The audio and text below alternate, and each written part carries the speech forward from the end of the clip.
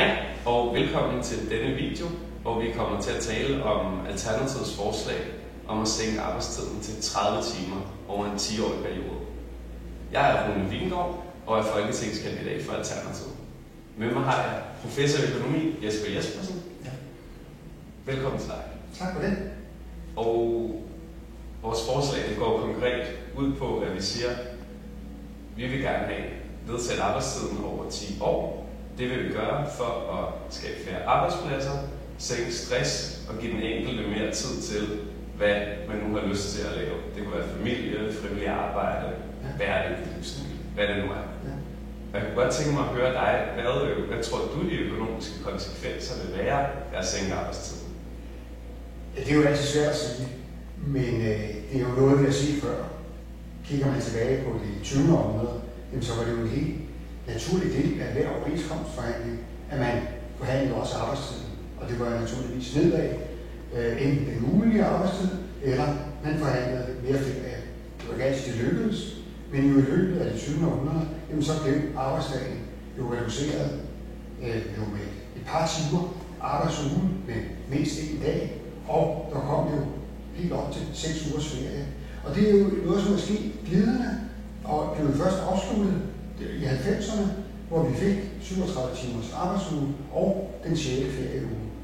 Og det er jo noget, som har fået sted samtidig med, at reallønnen er steget. Og det kan man så sige, hvordan kan det nu være? Jo, fordi der er jo det, at i en velfungerende økonomi som danske, så har vi jo simpelthen produktivitetsstigninger. Det er jo det, som ligger bagved reallønsstigninger. De kommer år for år. Og kigger man på Finansministeriet, jamen så regner de jo med, at vi har produktivitetsstigninger på ca. 1,5% om året. Og det vil sige, at reallønnen kunne stige med 1,5% om året, hvis man skulle holde en uændret indkomstfordeling i samfundet. Så kunne man jo netop fortsætte af den her vej, i stedet for at sige, at vi vil have større løn, altså mere i realløn, jamen så vil vi hellere arbejde kortere, fordi det giver os mere velfærd.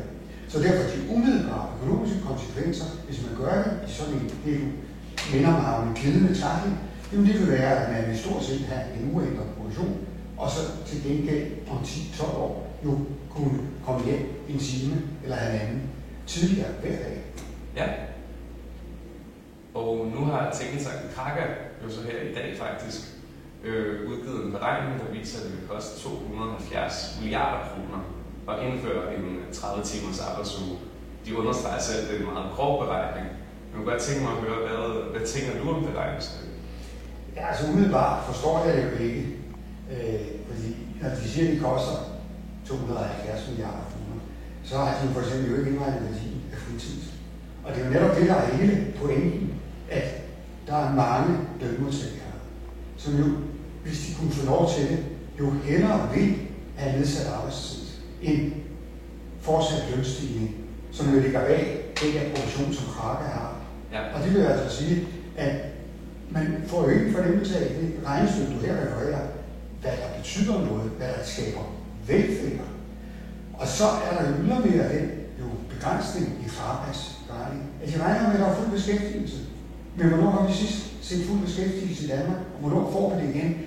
Ja, det er jo noget, som de fleste uafhængige økonomer siger, at det får vi jo aldrig igen. Det er jo robotterne, som overtager arbejde, og så kan vi da lige så godt gå tidligere hen. Ja, og Kraka har jo faktisk selv været ude på en rapport og sige, at 730.000 arbejdspladser kan komme til at miste i fremtiden på grund af robotter. Så man kan sige, så er det antagelsen om, at der kommer fuld beskæftigelse. Det kan man nok godt sætte spørgsmålstegn over. Jamen altså, alle prognoser, og i tager nu, når vi kigger ud over Europa, arbejdsløsheden er højere i Europa end nogensinde. Ja. Og hvorfor skulle Danmark være en undtagelse for det? Det er det naturligvis ikke. Så den nedsatte arbejdstid er jo også en måde at skabe bedre lighed, og i sådan set også lige stilling. Fordi det, at man har en vis arbejde af alle, det gør jo, at vi er mere ligeværdige i samfundet, og selv får det bedre. Ja. Ja, men tak skal du have, Jesper. Jamen, det var da en fornøjelse. Ja. Og jeg vil bare sige, at jeg har lavet en underskriftindsamling, så hvis du synes, at 30 timers arbejdsuge skal på den politiske dagsorden, så gå ind og skriv under. Jeg sender et link, når jeg deler den her video. Tusind tak. Ja. Tak. Det gik meget godt. Ja, det tror jeg.